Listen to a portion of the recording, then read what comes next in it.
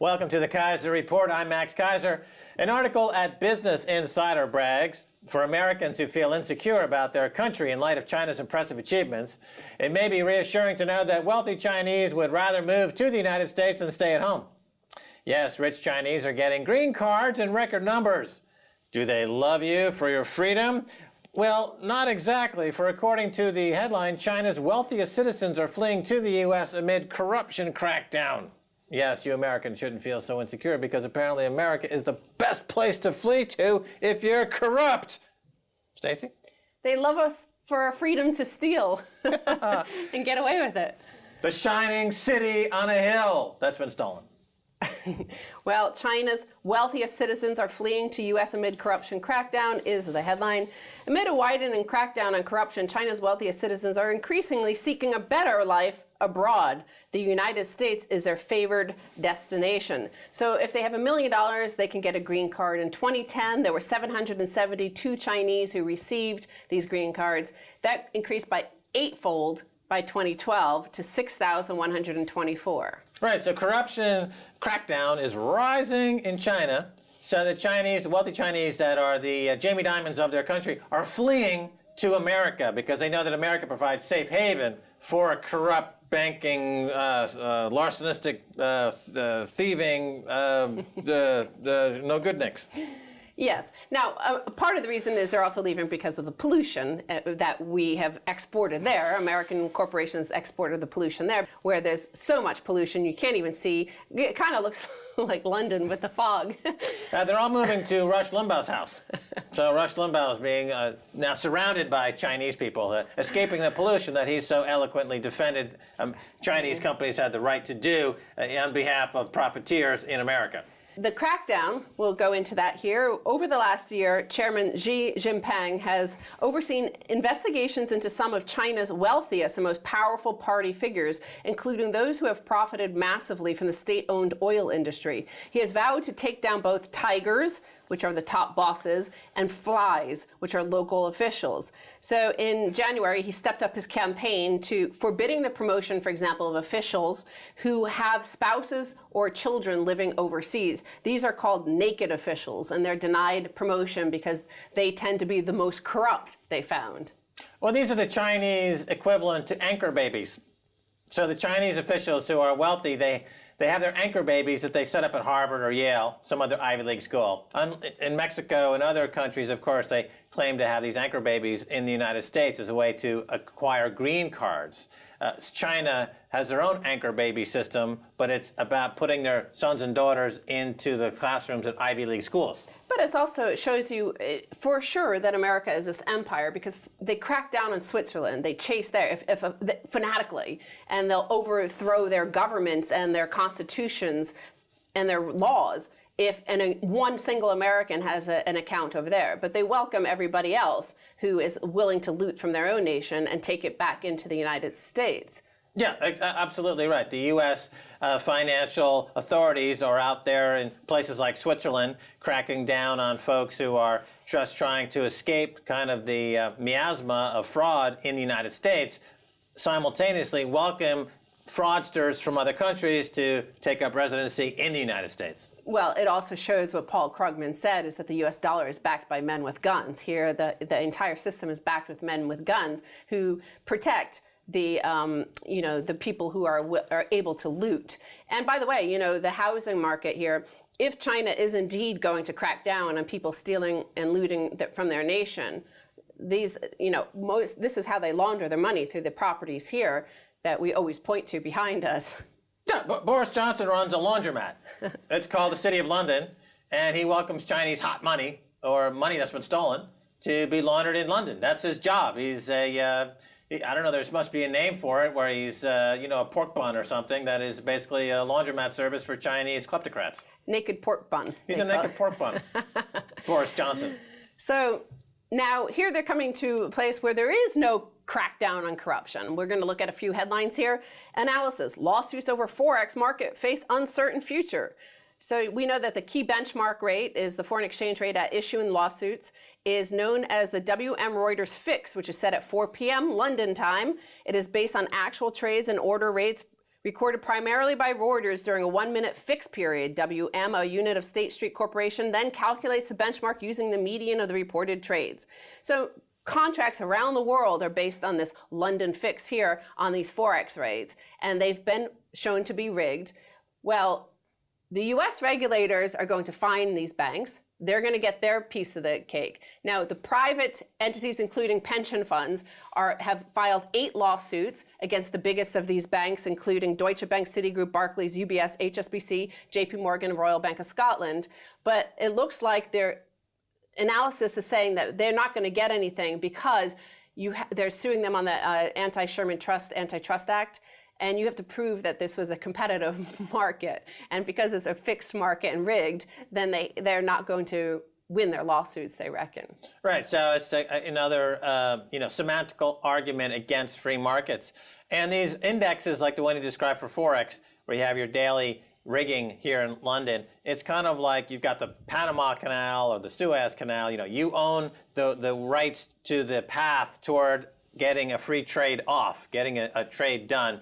And you are gouging. Essentially, that's what this rigging scandal is all about. It's about index providers and fixers and riggers gouging customers. So the cost of doing business keeps going up. Financialization was billed as a way to bring costs down. But if you don't have any competition and you have gatekeepers, like here in London, who control Forex or LIBOR or energy or gold and silver, they just jack the price up. Yeah, so they use it as an example as well, the LIBOR rigging. Well, those private lawsuits were dismissed in Manhattan, and the reason why, without anti-competitive conduct, there can be no anti-competitive injury, said the judge, who is based in the Southern District of New York with jurisdiction over New York City's major financial centers. So again, the headlines will read that something has been done because they'll pay a small fine to the US regulators who will use it to download more porn, who knows, at the SEC. But nothing will actually be done. There will be the people who were actually damaged by the fraud, there will be no recompense for them. Yeah, they use a financial flag of convenience. People understand the flag of convenience concept. If you have a tanker of oil and you register it on 3 different countries simultaneously, if it blows up and spills oil, then nobody claims responsibility. Same thing with the financial business now. All of these financial trades are going through indexes, going through mechanisms that nobody really claims ownership to. Nobody really has jurisdiction on any of these areas where these trades are being done. If they go through, they're happy to take the profit. But if they're caught rigging, then, oh my God, nobody actually owns that exchange, nobody owns that index, it's a flag of convenience, we take no responsibility, and they let the economy begin to collapse to the point where there's a crisis, it's an extortion racket, and then they'll come in and say, well, we'll be happy to bail you out of the crisis that we caused. It's like arsonists showing up at the scene of the crime, explaining how to put out the fire that they themselves created. So these financial firms are financial arsonists, and they're ready to profit both on the financial arson and on advising the government how to put out the financial arson until they start the next fire. So let's look at why all these allegedly corrupt officials in China might be fleeing to the US and the UK. They also mentioned that a lot are coming to the United Kingdom. Well, so I mentioned the LIBOR rigging. Here are some headline about that, because not only do the government regulators and the governments provide you safe haven, but the media also paints a halo around you, literally. Fines for rate rigging city banks will be used to help fund veterans' charities. Now look at the photo. You see that with this article, Barclays looking heavenly in this photo, because Barclays, the saintly sort of giving people to charity, well, the 40 million pounds in fines that they're paying for rigging LIBOR rates, that's going to provide some money to veterans' charities to help them update their housing and give to veterans, homeless veterans. So here you have, we don't know for real, because there will never be an open investigation into LIBOR, how many trillions might have been stolen or hundreds of billions. But they're going to give 40 million pounds to some veterans' charity and be painted on the front page of the newspaper looking saintly. All right, well Barclays is tearing a page out of Nicky Barnes' playbook. Remember, Nicky Barnes was a famous heroin dealer in Harlem who controlled a big part of the trade. And every Thanksgiving, he would give the people who he had strung out on heroin, who were dying in the street, collapsing on the street from heroin overdoses, he would give them a free turkey. So the word on the street was that Nicky Barnes is our savior. Similar with Barclays. They're corrupting the system. They're committing fraud on a daily basis. They're committing vast arrays of illegal activities. Jazz hands. But every once in a while, they throw somebody a free nickel, a free pence or something, and say, aren't we magnanimous? You know, it's like John D. Rockefeller used to give out dimes on the street to little kids for the propaganda potential of there's John D. Rockefeller, billionaire, giving away dimes to little street urchins. Isn't he magnanimous? So Barclays understands propaganda. They're a propagandist to cover their fraud. Propaganda to cover their fraud. Well, it's a corrupt system. It doesn't matter. It could be any single bank, any single corporation, because we're going to look at this next headline here. It's also big major corporations who give to the bankers, who give to the politicians, who give to the regulators, so that they'll never be in trouble. So this is what these rich Chinese have to look forward to, because there's a crackdown on their own country in this sort of behavior. Hospital chain said to scheme to inflate bills. So there's a hospital chain, HMA, in America. It's the second largest.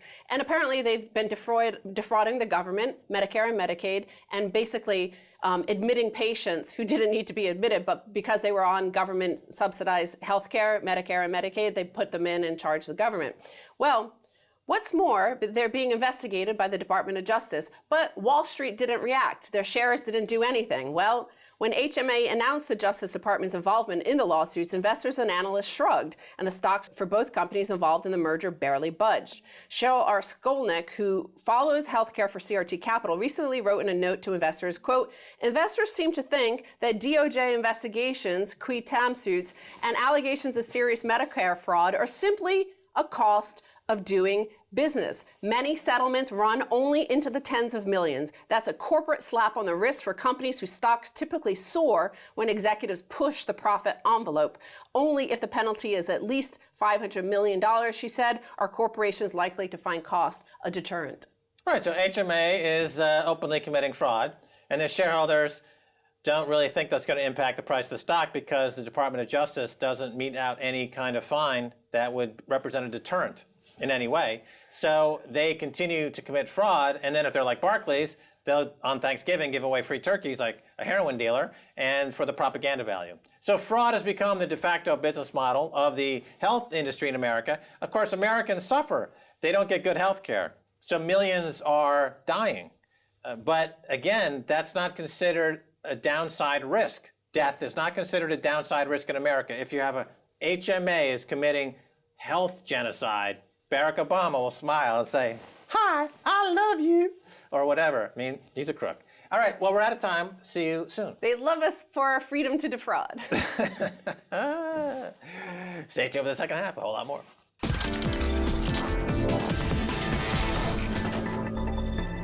Welcome back to the Keiser Report. I'm Max Keiser. Time now to turn to Linda Kaucher of Stop TTIP.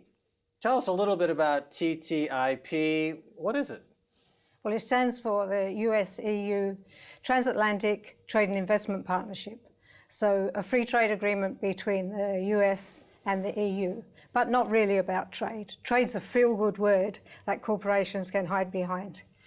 Okay, let me just stop you right there for a second. So in other words, it sounds like another one of these deals like TTP we've heard about, right? That's another deal. It's very similar to TPP right. on the other side of the world. Yeah. And as you to get on your point for a second, it sounds so nice in trade. I talk about trade, but when you dig down into it, there's some not so great things. Talk a little bit about that. Well, with TTIP, they're actually coming around to corporations pretty much writing law and then suing governments if there's law that they don't like. That's how far it's getting. Now, this seems incredible to me. In other words, the example I've heard is that in the UK, for example, you have fracking going on. And some of these companies are coming from outside the UK. And they're involved in fracking. And if, in fact, they cause a lot of problems, they cause a lot of environmental problems, they can go and sue the government for the duress of being accused of having created problems. And then they can get the government to pay penalties to the company and to raise money to pay those penalties by taxing people in the UK, right? So they give these outside corporations powers that are above the country itself. Isn't that correct? Yes, it is. In fact, you're talking about the investor-state dispute settlement aspect of TTIP. But in fact, all free trade agreements tie us into they tie us into permanent neoliberalism. That's the idea of free trade agreements. And so via international trade law, which is above national law, which is above EU law, and then that's a form of law that is only judged on free trade values. So that's what we get tied permanently into with free trade agreements generally. So TTIP has all the usual inclusions of free trade agreements, like tax tariff reductions, liberalisation of services to give service investors rights, the big public procurement grab, strengthened intellectual property rights for corporations. So that's all the stuff that's usually in free trade agreements. But the TTIP's much more. It has, as you say, ISDS, investor-state dispute settlement, but the real main part of it is regulatory harmonisation, which is bringing together the regulation of the EU and the US so that they're the same. But when you consider this is a corporate agenda, so it's corporations, transnational corporations pushing this, and particularly financial services like the City of London Corporation pushing this agenda, you can see that what they call trade irritants regulations are going to come down. Trade irritants. That's the term they use in trade speak. Anything that kind of gets in the way of them making some of these profits. You know, it seems that the problems in the last few years, particularly in the banking sector, is that there's very little accountability. And yet, and also we've noticed that there seems to be almost a two-tier justice system evolving, where corporations have rights that are not enjoyed by everyone else, and they seem to be getting away with stuff that if the average person tried it, they'd go to jail. But these types of deals like TTIP and TTP, we're talking about almost now less accountability by creating a three-tier justice system. Not only do the corporations nationally are exempt from the rule of law, but now they're giving themselves the right to be exempt from rule of law on a global basis. It's less accountability. It's going in the opposite direction than what you'd expect given all the scandals of the past few years. Your thoughts? Well, with this regulatory harmonisation, the EU has a lot to lose. People in the EU have a lot to lose because our standards on health and safety generally, GM food, lots of food standards, chemical safety, data protection, they're all higher in the EU. So harmonisation means we lose a lot. Financial service regulation, at this point in time, the US has higher regulation. So that's, the EU's pushing hard for that to be included in the trade agreement, so pulling down financial service regulation. But when somebody has a complaint, they go to what body to express that complaint for redress? It's a global institution now. It's an international institution. They don't go to the government. No, it's above national law. Yeah. So yeah. The argument is that national courts will be biased, and they also apply that to the European Court of Justice, that will be biased too. So they're not good enough. So it has to go to an arbitration panel, which is 3 trade lawyers.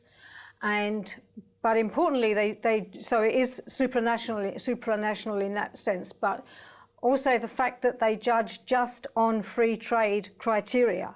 So everything that we expect in law of considerations of environment and social welfare, that has no place in it whatsoever. It's only judged on criteria of free trade.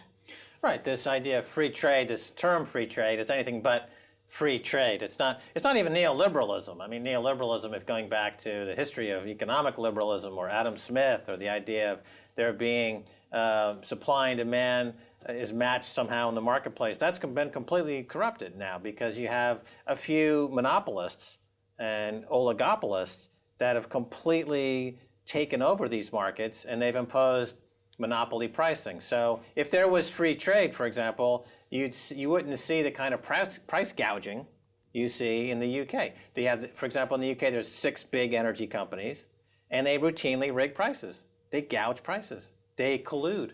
Yeah, for sure.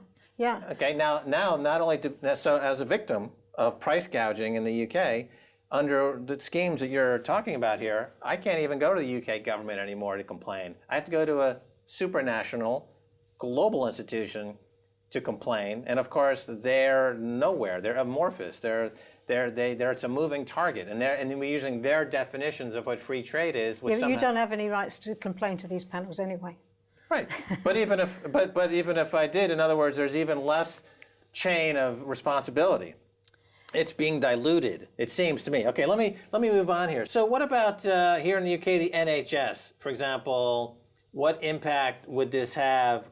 Would this deal have on healthcare here in the UK? Okay.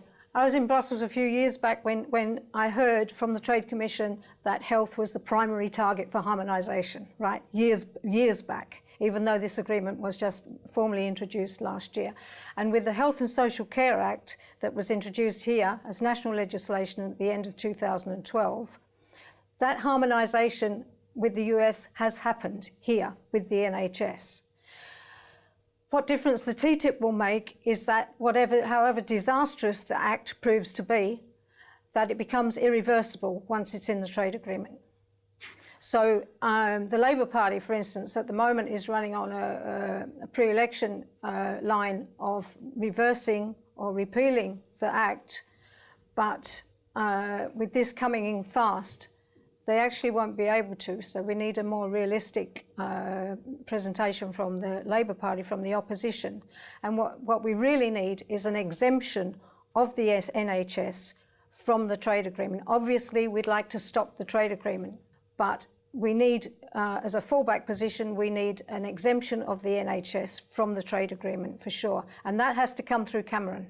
It's almost as if the concept here is to benchmark your public services against the worst examples. Usually in corporate settings, there's this idea of benchmarking where you try to create benchmarks against the best examples in class. But here's the American health system, which is a scandalous catastrophe. And yet the UK, under Cameron, wants to benchmark the UK NHS against a loser. Same thing with fracking. Fracking has been proven to be an enormous disaster in the US. It's not cost effective. It's an ecological disaster. And it's very short-lived. It doesn't provide anywhere near the length of energy resources that they claim to do.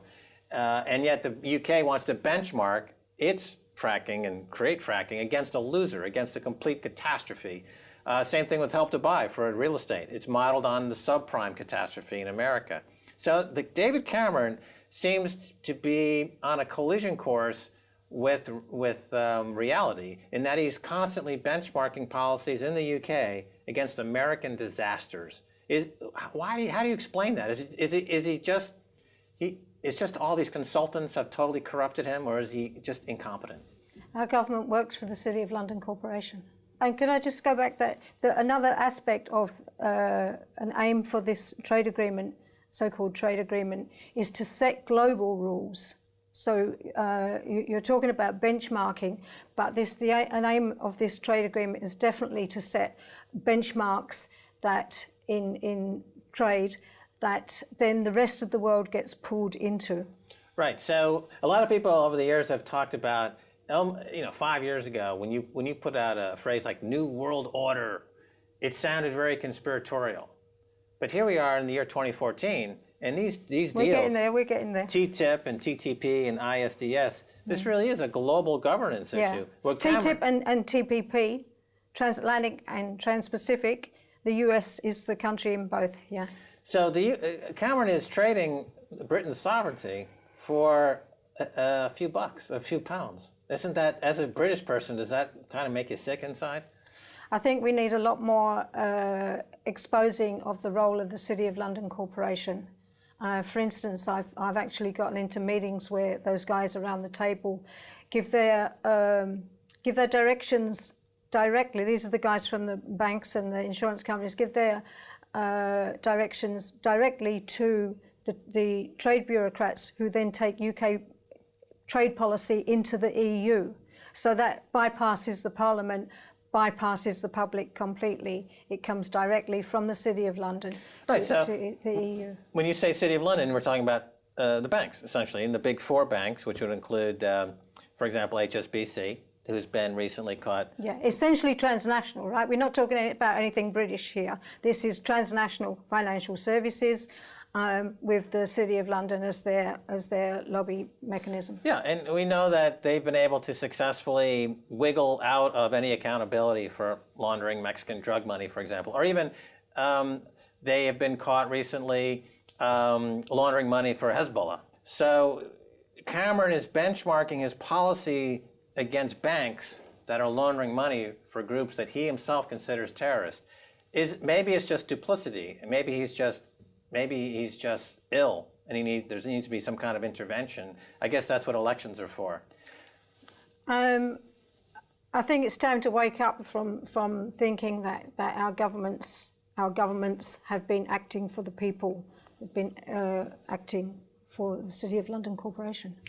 All right, we'll leave it there. Linda Kaucher, thanks so much for being on the Keiser Report. Right. And that's going to do it for this edition of the Keiser Report with me, Max Keiser, and Stacy Herbert. I'd like to thank our guest, Linda Kaucher of Stop TTIP. If you'd like to get in touch, tweet us at Keiser Report. Until next time, bye, y'all.